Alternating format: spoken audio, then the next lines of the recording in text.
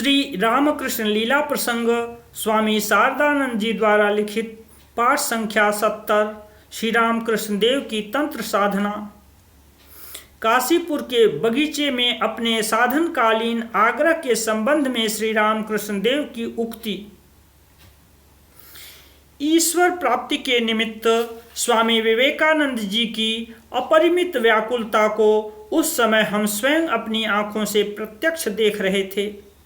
कानून की परीक्षा में बैठने के लिए परीक्षा फीस जमा करने जब वे गए, उसके बाद किस प्रकार उनका ज्ञानोदय हुआ तथा उसी प्रेरणा से किस प्रकार व्याकुल हो वे केवल एक धोती पहने नंगे पैर किसी उन्मत्त के समान कलकत्ता शहर के रास्ते पर दौड़ते हुए काशीपुर आकर श्री गुरुदेव के चरणों में उपस्थित हुए एवं उन्मत्त की तरह अपने हृदय की वेदना निवेदित कर उन्होंने उनकी कृपा प्राप्त की तथा आहार निद्रा त्याग कर उस समय वे किस प्रकार दिन रात साधन भजन ध्यान जप तथा ईश्वर चर्चा करने लगे एवं साधन संबंधी असीम उत्साह से प्रेरित हो कैसे उनका कोमल हृदय उस समय वज्र के समान कठोर बन गया और अपनी माँ तथा भाइयों के असीम पारिवारिक कष्ट के प्रति एकदम उदासीन बना रहा तथा श्री गुरु प्रदर्शित साधन मार्ग में दृढ़ निष्ठा के साथ अग्रसर हो किस प्रकार एक के बाद दूसरा दर्शन प्राप्त करते हुए 3-4 महीने की अवधि में उन्होंने निर्विकल्प समाधि सुख का प्रथम अनुभव किया। ये सारी घटनाएं हमारी आंखों के सम्मुख अनुष्ठित हो हमें विस्मयाविष्ट कर रही थीं। श्री रामकृष्ण देव उस समय प्रतिदिन परमानंदित हो स्वामी जी के उस अपूर्व अनुराग व्याकुलता तथा साधन संबंधी उत्साह की बहुत प्रशंसा कर रहे थे। तब एक दिन अपने अनुराग तथा साधनोत्साह के साथ स्वामी जी के उन विषयों की तुलना करते हुए श्री रामकृष्ण देव ने कहा था, नरेंद्र का साधनोत्साह तथा अनुराग अत्यंत अद्भुत है, किंतु अपने को दिखाते हुए इसमें उस समय यानी साधना करते समय साधनोत्साह तथा अनुराग का जो प्रबल स्रोत प्रवाहित हुआ था उसकी तुलना में ये यत्किंचित मात्र है, उसका चौथाई भी नहीं है। श्री रामकृष्ण देव की इस बात को सुनकर हमारे अंदर जो भावना उदित हुई थी, पाठक वृंद के लिए यदि संभव हो सके तो कल्पना की सहायता से वे उसका अनुभव करें। पंचमुंडों के द्वारा आसन निर्माण तथा 64 तंत्रों में वर्णित समस्त साधनाओं का अनुष्ठान। अस्तु। श्री जगदम्बा के संकेतानुसार उस समय सर्वस्व विस्मृत हो श्री रामकृष्ण देव साधना में निमग्न हुए तथा तंत्र साधना की आवश्यक भिन्न भिन्न सामग्रियों का संग्रह कर उनके प्रयोग संबंधी उपदेश प्रदान करती हुई प्रज्ञा संपन्न कार्य कुशल ब्राह्मणी उनकी सहायता के लिए विशेष प्रयास करने लगीं। उन्होंने बड़े प्रयत्न से गंगाहीन प्रदेश से नर मुंड आदि पंच प्राणियों के मुंड मंगवाए और मंदिर के बगीचे के उत्तर सीमांत में अवस्थित बिल्व वृक्ष के नीचे तथा श्री रामकृष्ण देव के द्वारा अपने ही हाथ से लगाई हुई पंचवटी के नीचे 2 वेदियां बनवाई थी तथा आवश्यकता अनुसार उन मुंड निर्मित दोनों आसनों में से किसी एक पर बैठकर जप पुरस्चरण तथा ध्यान आदि करते हुए श्री रामकृष्ण देव का समय व्यतीत होने लगा। कुछ महीने तक दिन रात कैसे बीतते थे इसका अनुभव तक इन अद्भुत साधक तथा उत्तर साधिका को नहीं रहा।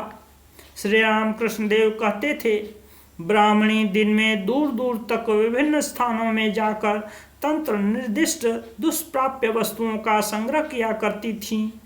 रात में वृक्ष के नीचे अथवा पंचवटी के नीचे सारी व्यवस्था करने के पश्चात मुझे वह बुलाया करती थी तथा उन सब वस्तुओं के द्वारा श्री जगदम्बा का पूजन कराने के तदुपरांत मुझको जब ध्यान में निमग्न होने को कहती थी, किंतु पूजन करने के बाद मेरे लिए जप करना प्रायः असंभव हो जाता था। क्योंकि तब मेरा मन इतना तन्मय हो जाता था कि माला जपने में प्रवृत्त होकर समाधिस्थ हो जाने के कारण इस क्रिया के शास्त्र निर्दिष्ट फल को मैं प्रत्यक्ष अनुभव किया करता था। इस तरह एक के बाद दूसरा दर्शन अनुभव के अनंतर अनुभव प्राप्त कर मैंने न जाने उस समय कितने अद्भुत अद्भुत दर्शन किए जिनकी कोई सीमा नहीं है। विष्णु क्रांता में प्रचलित 64 तंत्रों में जितने साधनों का उल्लेख है, ब्राह्मणी ने क्रमशः एक एक कर मेरे द्वारा उन सब का अनुष्ठान कराया था। कठिन से कठिन साधन जिनके अनुष्ठान करने में अधिकांश साधक पथभ्रष्ट हो जाते हैं, माँ श्री जगदम्बा की कृपा से मैं उन सभी साधनों में उत्तीर्ण हुआ था। स्त्रियों के संबंध में देवी ज्ञान की सिद्धि। एक दिन मैंने देखा कि ब्राह्मणी रात में कहीं से एक पूर्ण युवती सुंदर रमणी को बुला लाई है तथा पूजन का आयोजन करने के पश्चात उसे विवस्त्र करके देवी के आसन पर बैठाकर मुझसे कह रही हैं, बाबा देवी बोध से इनका पूजन करो। पूजन समाप्त होने के बाद उसने कहा, बाबा साक्षात जगत जननी ज्ञान से इनकी गोद में बैठकर तन्मय हो जप करो। तब मैं आतंकित होकर रोता हुआ माँ से यानी श्री जगदम्बा से कहने लगा, माँ अपने शरणागत बालक को यह कैसी आज्ञा दे रही है? तेरे इस दुर्बल संतान के लिए इस प्रकार दुस्साहस करने की सामर्थ्य कहाँ है? ऐसा कहते ही दिव्य शक्ति से मेरा हृदय पूर्ण हो उठा तथा देवाविष्ट की भांति मैं क्या कर रहा हूँ यह सम्यक रूप से समझे बिना ही मंत्रोच्चारण करता हुआ उस युवती की गोद में बैठकर समाधिस्थ हो गया। तदनंतर जब मुझे बाह्य चेतना आई तब ब्राह्मणी बोली, बाबा क्रिया पूर्ण हो चुकी है। दूसरे लोग इस अवस्था में प्रयत्नपूर्वक धैर्य धारण कर कुछ देर तक केवल जप करने के पश्चात विरत हो जाते हैं, तुम एकदम शरीर की शुद्ध बुद्ध खोकर समाधिस्थ हो गए। यह सुनकर मैं आश्वस्त हुआ तथा परीक्षा में उत्तीर्ण होने के निमित्त कृतज्ञता पूर्ण हृदय से माँ को यानी श्री जगदम्बा को बारंबार प्रणाम करने लगा।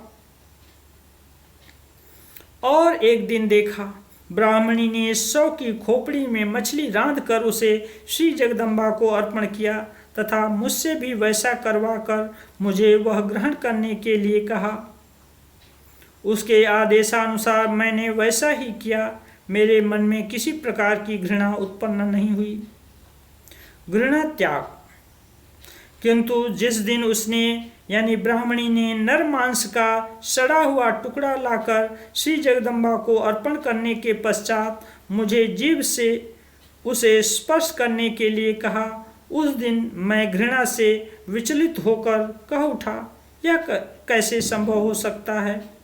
यह सुनकर वह बोली, बाबा इसमें क्या बात है?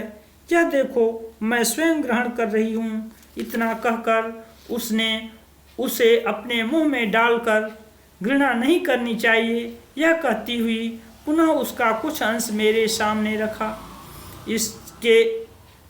उसके इस प्रकार के आचरण को देखकर मुझे श्री जगदम्बा की विकराल चंडिका मूर्ति का उद्दीपन हो उठा और मैं माँ माँ कहता हुआ भावाविष्ट हो गया। तब ब्राह्मणी द्वारा वह मेरे मुंह में डाले जाने पर भी मेरे मन में घृणा नहीं हुई। आनंदासन में सिद्धि प्राप्ति, कुलागार पूजन तथा तंत्रोक्त साधन के समय श्री रामकृष्ण देव के आचरण। इस प्रकार पूर्णाभिषेक क्रिया होते तक ब्राह्मणी ने कितने ही प्रकार के अनुष्ठान मेरे द्वारा कराए थे, उनकी कोई गिनती नहीं की जा सकती।